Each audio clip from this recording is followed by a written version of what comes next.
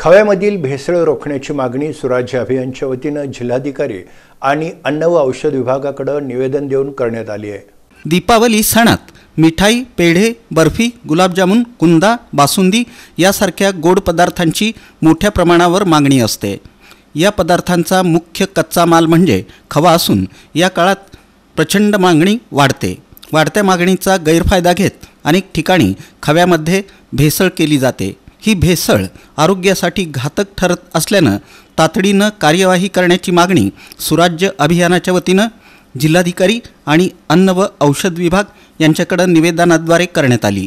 जिल्हाधिकारी कार्यालयात हे निवेदन निवासी उपजिल्हाधिकारी अभिजित पाटील यांनी स्वीकारलं, तर अन्न आणि औषध विभाग इथं हे निवेदन देण्यात आलं।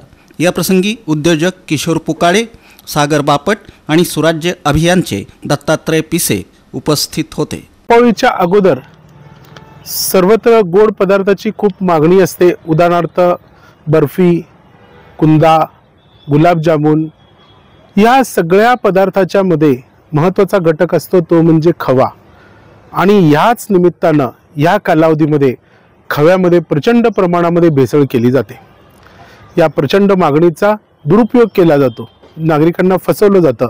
या पार्श्वभूमीवर आम्ही सुराज्य अभियानाच्या अंतर्गत माननीय जिल्हाधिकारी कार्यालयांना निवेदन दिलं आहे, तसेच FDA कार्यालयाला निवेदन दिलेलं आहे आणि मागणी केलेली आहे की अचानक तपासणी करण्यात यावी या खवा उत्पादन किंवा गोड पदार्थ विकणाऱ्यावर, आणि जर भेसळ आढळली तर कडक कारवाई करण्यात यावी। कारण हा नागरिकाच्या आयुष्याचा खूप मोठा खेळखंडोबा करू शकतो हा विषय, म्हणून आम्ही मागणी केली। आणि आम्हाला माहिती अशी मिळाली की सोलापूरमध्ये या संदर्भात खव्याची तपासणी करायला शासकीय प्रयोगशाळा पण आहे।